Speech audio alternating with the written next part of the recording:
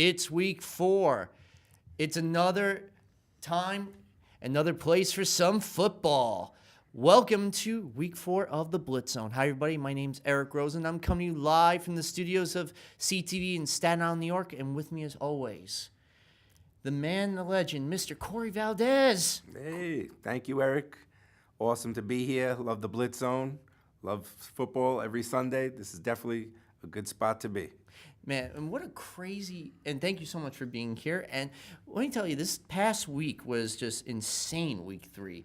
Who'd have thought you see a team that was a 17-point underdog be able to come on top against one of the toughest teams they could ever be against? You know, who would have thought the Buffalo Bills would actually beat the Vikings? I don't think any person picked Buffalo to win. I couldn't believe it even when I saw it. It's just shocking when any team, if you have the heart and the drive, even though that they had some fumbles and some mishaps, they fought hard, they stuck with it. The rookie quarterback kept it under pressure, under cool, and actually got the scores. And I didn't even believe it myself. I thought Minnesota was going to just stomp on Buffalo, and they're at home. That's it. They were 16-point favorites, but I was like, there's no way that Buffalo's going to keep up with them. And for some reason, just Buffalo didn't give up. They fought hard. Maybe that's something that they need to just build from. Yeah, definitely.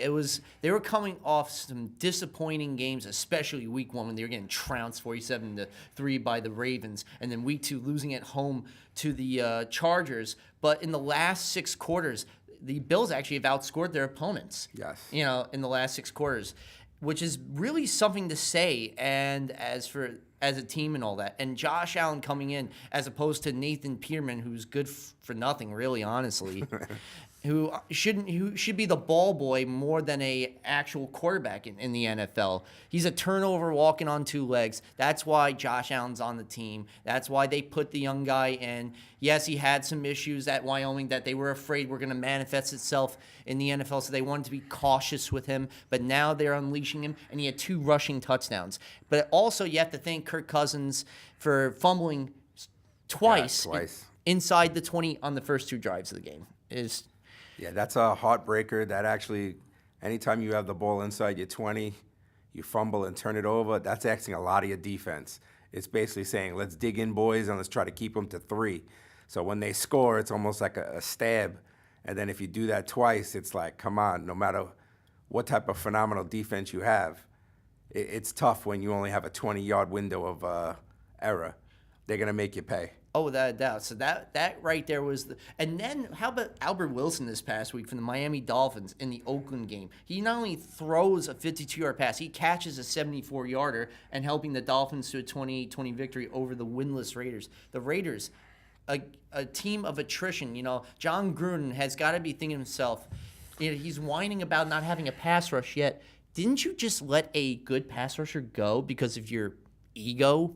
I don't know. I said it before, I'll say it again. Khalil Mack, game changer.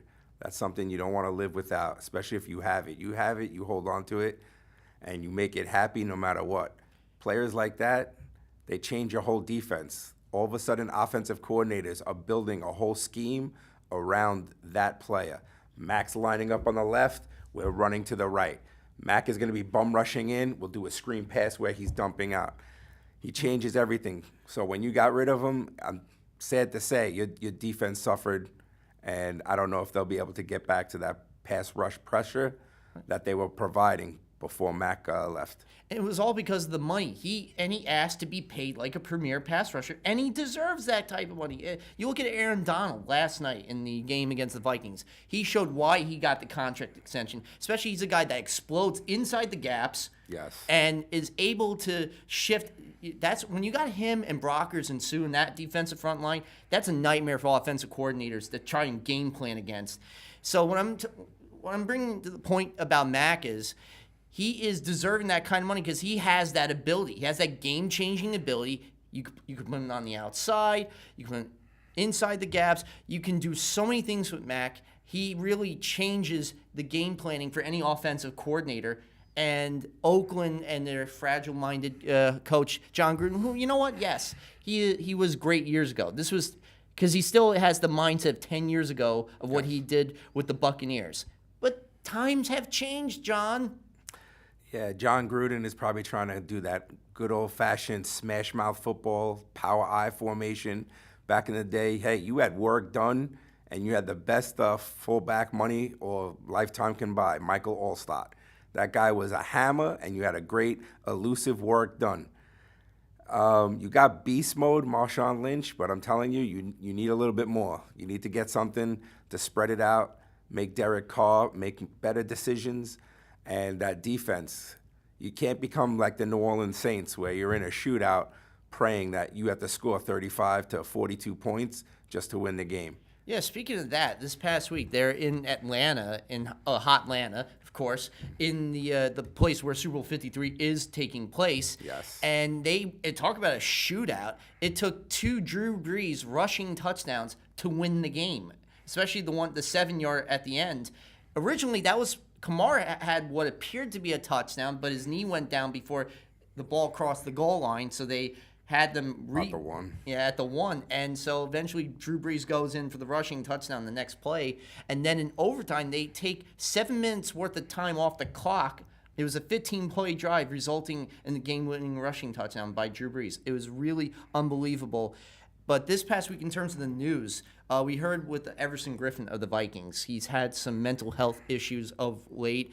So head coach Mike Zimmer decided to have him go to a hospital to seek treatment and help, which I applaud the Vikings for doing that. I think it's wonderful that you saw a player was in need and help, and you wanted to give him that help instead of letting him, because he had several incidents too. Yes, this wasn't his first time. And anytime as an organization, you need to protect your players just to show the other players that, hey, we're there for you. If you're having a problem, we can try to keep it internal, talk to people, they get them to the right positions and places, get them the help that they need. And as an organization, you can do nothing but just take care of your players, and the players will take care of you. And believe me, it's going to suck not seeing him play, but what's more important is his mental state of mind, and hopefully, things will get better for him. And he said, he's going to do his best to get better and get back to the team because he loves to play, and we love seeing him play. He really is a monster on that defensive line, and I think that's sorely missing his presence right there because he really changes everything about the D-line. And also, in other news, Pittsburgh, apparently there's a guy who could be traded. I think his name is Mr. Bell. Mr. Bell. Yes, Mr. Bell. Pittsburgh showing they're moving on with Connors. Right now, they're probably looking for any type of trade offers, but I know that they're not going to just take any scraps like a 3rd or a 4th round pick. The guy is definitely a juggernaut. The guy is definitely one of their best runners that they've had in recent years. There's going to be a lot of probably offers where people are going to probably try to nickel and dime, but I think Pittsburgh's in the position where they'll wait it out for another week or two to get the right deal rather than pulling the trigger on something that's going to cost them in years to come. You want something in the middle of a 1st-round pick and something else, maybe even a player, or maybe 2 second-round picks in the near future. But bottom line, you're going to have to give up something to get to this guy. I think there's a team in the West Coast that actually could use his services. They're 0-3. They keep losing in the second half, and they got an aging running back. They're silver and black. Oh, yeah, the Oakland Raiders. And they just acquired, with the Khalil Mack deal, 2 first-round picks for next year in 2020. So they have the capital in terms of that to give up to Pittsburgh. And I think they could pay the money as well. So right there, Oakland, I'm just saying, since you got, you're not really doing that well and you need a spark, Le'Veon Bell could be that spark. That could be one of the nastiest tandems if you have Marshawn Lynch and Bell running back-to-back. You can wear a defense down just because their style of running, and it also takes a little bit more pressure off of Marshawn Lynch, who is getting up there in age. It's almost to the point of, okay, we're going to have set packages for A, set packages for B, just keep spreading them out and keep pounding them. Hey, that's the type of style that Gruden likes. He likes that run and wear you down to the point of the 4th quarter. You see defense with their hands on their hips, and they don't want to run out there. They're like, oh, not again. We got to deal with this. So that would be a good thing. They have the capital of a 1st-round pick, maybe throw them a 1st-round pick, and maybe something in a future consideration of a 2nd or a 3rd round in the following year. You might be onto something there, Eric. Maybe, hey, Chucky, go give Pittsburgh a call. Definitely call Pittsburgh. Call the Rooney family, see what's going on. Yes. Make a deal. You know what? What else do you have to lose? You're 0-3 already. So at this point, try something different. And plus, not only does it take pressure off of Lynch, but Carr too, for having to do something. And he's got he did well last week, and he made a nice passing play to Jordy Nelson, who finally came out in the third week. It was almost reminiscent of his days with Brett Favre. Not Brett Favre, with AR. Aaron Rodgers. But you know what? Besides all that news, we found out the first female broadcasting duo also took place in the NFL. Congratulations right there. I think it was last night for another network. Yes. And we also heard, of course, this past week, Shad Khan, the owner of the Jaguars, just recently made a purchase of Wembley Stadium. Oh, I did not know that. It's a big purchasing deal because, the Jaguars for the last few years have had one of their 8 home games in London that they host. Which now, honestly, I think that's going to probably end because of the way the Jags have been succeeding. They only did that because they were so terrible and they couldn't sell out at home. They needed London games to make revenue. Exactly. And this time, the revenue was already coming with this defense. Team is... Oh, yes. They're definitely very good. They're fun to watch. They're exciting. They just need a few plugs here and there on that offense. And I'm telling you, Fournette comes back, they could be a force to reckon with as long as he starts running... With T.Y. The T.J. Yeldon, yeah. T.J. Yeldon. And, another running back out of Alabama. There's so many Alabama backs. And speaking of which, Mark Ingram, will be the final week of his suspension. And so will Edelman. Edelman, his final week of suspension is this week, too. And believe me, if anybody needs Edelman back, it's Tom Brady. Tom Brady's been like, yes, he wants the Gronk Edelman show back again. Telling you, it's one of the best shows Tom likes and always goes to. It's like a warm blanket on a nice, cold winter morning. Oh, believe me, because considering even though they got Josh Gordon, he's still learning the playbook for New England. On top of which, the rest of the receiving core is men's, with the exception of Gronk, who's getting double coveraged every time, and still finds a way to get the ball. Threading the needle. Good job, Tom. Good job. And the running backs, though, that's been the issue, too. The injuries there. And this past week, Trey Flowers not playing on the defense. Yes. That definitely hurt their pass rush for sure. But let's recap. Let's do some overall recap of Week 3, starting in Tampa Bay.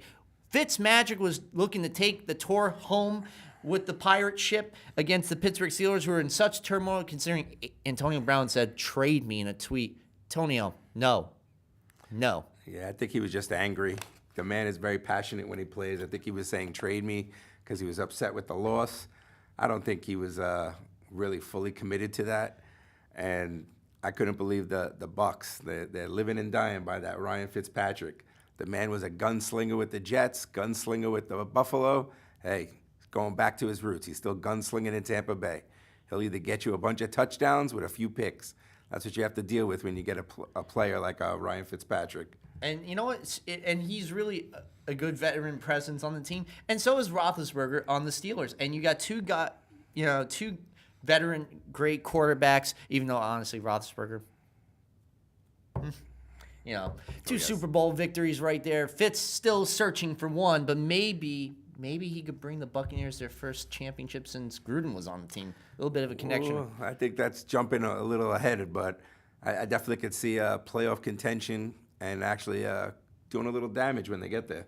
And the damage he's been doing is because of D-Jax on the team, having O.J. Howard, who was a great tight end. Took over for Cameron Brate. I was actually thinking Cameron Brate was going to get more looks and more targets, but Howard's been doing a phenomenal job. Hey, if it's not broke, don't fix it. Keep going with Howard. They just need to get the running game established. But Peyton Barber is doing very little at times, but I want to see Ronald Jones finally getting the rock this coming week. But in this particular game, there were 3 first-half interceptions by Fitz, which eventually they were losing 30-10. You look at the 75-yard touchdown pass Vance McDonald had. He had 4 catches for 112 yards on the day. But the second half, you would have thought that the Steelers would have stepped on the Buccaneers' throat, and they didn't. They nearly allowed them back in the game, giving up 17 unanswered points, including twice in the fourth quarter. That's usually on Pittsburgh. Like, usually when it comes to that, Tomlin usually has a defensive-ready team that's usually well coached up and usually stops it.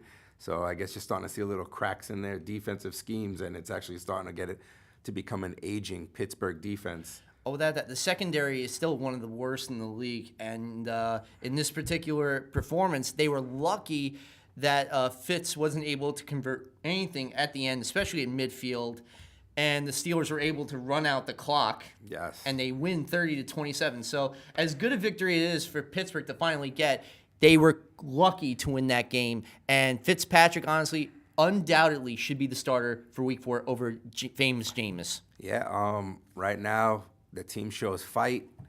It seems like it has a culture. Like, I even liked during his press conference, he was wearing that other guy's clothes and he was being funny. The guy came out going, "Hey, you're wearing my stuff." I seem like they're all gelling. They're having a good time.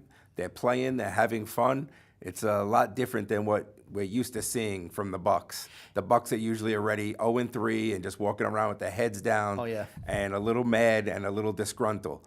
They're having fun and they're getting a win here and there. They can do some damage. Basically, Fitz is saving Dirk Cutter's job because last year he was this close from getting canned. Fired. Yeah, and this time around at 2-1. And by the way, Fitz almost looks like Conor McGregor. It's kind of scary, like a taller Conor McGregor. Oh, yeah. Next thing you know, he's going to start coming out and doing the wavy arm dance. That's when you guys are going to be in some real trouble. Oh, man, please don't, Fitz. Please don't, all right? It's one thing to look like Conor. It's another thing to act like him. Dumb. Who is this guy? I don't know who this guy is. Yeah, don't do half the stuff that guy. Don't even do a quarter of what he does. Just be you, Fitz. Nice. And Bears Cardinals. Sam Bradford, week 2, 17-27 for 90 yards. I don't know how you accomplished that is beyond me. He goes into week 3 thinking that if I don't do a good job, I got somebody with the same last name as me who's going to come onto the field, and that's Josh Rosen. I like to brag as my cousin and all that. Oh, yes. And anyway, he gets 2 touchdowns to begin the day, with one to Ricky Seals-Jones and the second one in the end zone to David Johnson, the running back who 2 years ago led the league with all-purpose yards. Last year played only 1 out of 16 games because he had the wrist injury. Comes back this year, not as passionate runner as he was. Definitely missing something like a spark or something. I don't know. Hopefully that maybe it's a little bit of rust.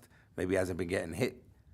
Maybe a few hits might wake him up and he starts running downhill again. And you would think with a 14-0 lead, the Cardinals would be able to build on that. Well, of course, in typical Cards fashion, they gave that up, giving up 16 unanswered points, including Cody Parkey with several field goals, including the game winner from 43 yards with about 4:31 to go. The Bears barely win 16-14. Trubisky turned the ball over several times, yes, getting hit around, and again, lucky to have won this game. And there was an unnecessary roughness penalty on Trey Boston this game.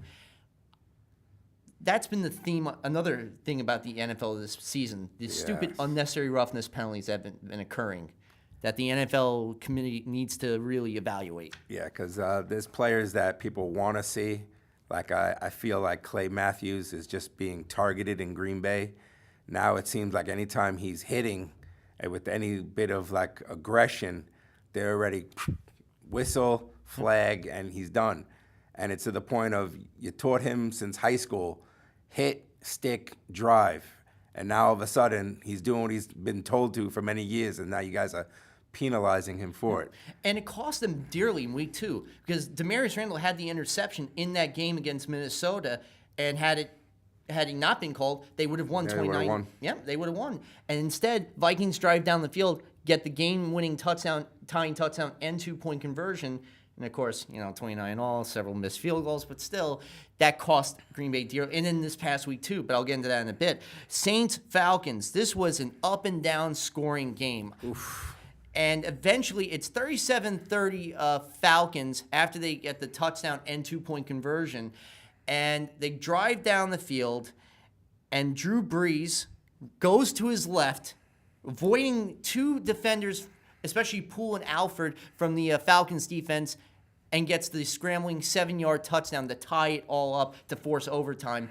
Then they win the coin toss. They go on a 15-play drive, several big key passes. And then, of course, at the end, he goes for the game-winning rushing touchdown from 1 yard out to cap that drive, and they win 43-37. Yeah, I think I said it before earlier. It seems like the New Orleans Saints, their path to success is live or die by the offense. We're going to hopefully outscore you. It seems like their defense year in, year out is always very porous. People are usually running and throwing on them, and you basically have to put up anywhere from 35 to 40 points just to make sure that, as a New Orleans Saints, that you guys might get the win. That's a little scary, where you basically every game is going to be a shootout. And Drew Brees, that's where he lives and dies. He loves it. Fourth quarter, even if they're down by 2 touchdowns, he has that team always believing, I'm going to go out there and I'm going to get it done. And he still leads the league again in completion percentage. He probably will break the record yet again. That's what he does. You know, he's got a great arm, but you cannot put the onus on his arm. And I'm so happy that Ingram will be back next week, so at least it takes some of the pressure off of Breeze having to throw the ball 40 times a game and all that. But this past week, what about Matt Ryan? He had 5 touchdowns, 3 of which went to the rookie Calvin Ridley, who became the first Atlanta rookie to have 3 touchdowns in a single game, including the 75-yarder. He really is that great compliment that they were looking for to go with Julio Jones. Yeah, Julio Jones gets all the attention and all the pressure, and it's actually giving Ridley a chance to really grow as a rookie. Because sometimes when you're the number 1 rookie, you come in, all of a sudden, boom, you're getting the corners are jamming you, and you have the safeties over the top. Nope, safeties are sliding over. They're making sure Julio Jones doesn't burn them. So this kid's getting a lot of one-on-one coverage, and even in the zone, the kid's sitting down in the right spots in the open areas, making those good hard catches and making Matty Ice. That's what I used to like to call him, Matt Ryan. Yeah. Matty Ice, a winner. He 2 weeks ago in the Carolina game, he had to win the game himself on the ground too, just like with Breeze had to do this past week. So it's unfortunate they're missing several key players on Deion Jones and Keanu Neal. They're missing Devonta Freeman to complement Tevin Coleman. So all those key misses are definitely playing an impact on the Falcons. But I have to give it up to the Saints. Great victory. Let's move. We're going to go into Broncos-Ravens. What do you think about this past week's game? The Broncos-Ravens, a lot of mishandling. I thought that it was going to be a different outcome, and I was just shocked to see the way everything went down. Especially Javoris Allen really had a great game this past week with the 1-yard touchdown from Flacco. And the run after that he had to make it 27-14 midway through the fourth quarter. But Emmanuel Sanders had his first rushing touchdown end around to make it 14-7 at the time, and yet they give up so many points, 20 points afterwards. Yeah. And right there, when you have a chance to win on the road, when last year the Broncos were 0-4 in the Eastern time zone, and you can't do it. Yeah, it's like I said, I didn't see this one coming. I thought the Denver Broncos were going to win.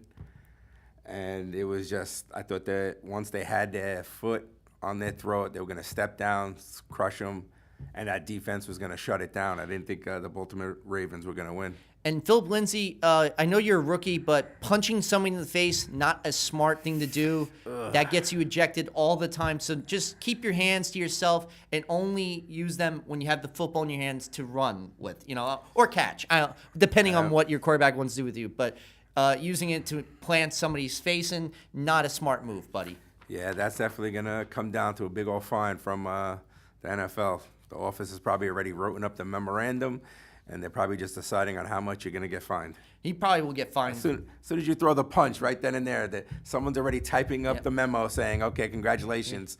And then you have to figure out how much is the fine going to be. Yeah. $10,000, $50,000. It hurts everybody's pocket on that one. Come on down. You're the next contestant on what you should not do at all. Yes. Dun, dun, dun. Anyway, Bills, Vikings, the biggest upset probably of the 2018 season. The underdogs, they win 27-6. The 2 consecutive strip sack fumbles. Josh Allen with 2 rushing touchdowns on the day. They win 27-6. Kirk Cousins in this performance was just awful. It's just horrible, like those 2 strip sacks. Protect the ball at all costs, especially in the red zone. I understand it's tough. Sometimes they're coming around, you don't see it, but nothing's worse. I think I said it before, where you're inside your red zone and now all of a sudden your defense has to come back in and try to hold them off from making 20 yards to a touchdown. Definitely, it was Not many defenses could stop that. Yeah, you can give, and they scored 10. They got 10 points off those 2 turnovers, and right there, and they were leading 27-0 at the half. The game was pretty much well in hand. And the only points they scored was, I think it was, Kyle Rudolph. That's right. He got a touchdown, and they missed the extra point, and that was pretty much it. Yes. Bengals Panthers. The Bengals were coming this 2-0 with identical 34-23 victories, which is something really to say right there. Maybe play those numbers. Something's lucky about that for Cincy. Oh, yes, but they scored. They lost 31-21 this time around. Andy Dalton, had 2 touchdowns, but he had 4 picks on the day, including the Hail Mary and a bad pass in the air. So those bad passes, you cannot help those, unfortunately. Things like that happen at the line of scrimmage. But the rookie for the Carolina Panthers defense had 2 of those 4 interceptions on the day. And Cameron Newton, 2 touchdowns through the air, 2 in the ground. And Mr. Christian McCaffrey, who should have won the Heisman over Derrick Henry years ago. I'm still sorry. I have gripes about that. Nice. Let it out. This is where you have to let it out. Honestly, it's like, I need to let this off my chest. I do. When Derrick Henry won the Heisman, yes, he had a great year for Alabama, but look at what Christian did that season. He had over 3,100 all-purpose yards. He did everything from running and catching the ball, and more than what Derrick Henry did. And honestly, the Heisman committee, I think, got it wrong that year. That's just, sorry, folks. That's just how I feel. And Christian McCaffrey is proving why he should have been a Heisman winner. He had 180 yards in this game, career high for 184 yards, after last week having 14 receptions. Again, yes. he can do it all. Yes, him catching out of the backfield, great hands, does it, runs with authority, and is very elusive. And Seattle finally found their defense, 5 sack, and knocking Dak Prescott 5 times on his back, and several long touchdowns, including to Tyler Lockett down the sideline from Russell Wilson. And they win 24-13 over the Cowboys. The only scoring that came late for the Cowboys was Tavon Austin in garbage time. Sometimes those don't even count. When it's like a fourth quarter, you're down, all of a sudden the team's putting in their second strings to save up their guys.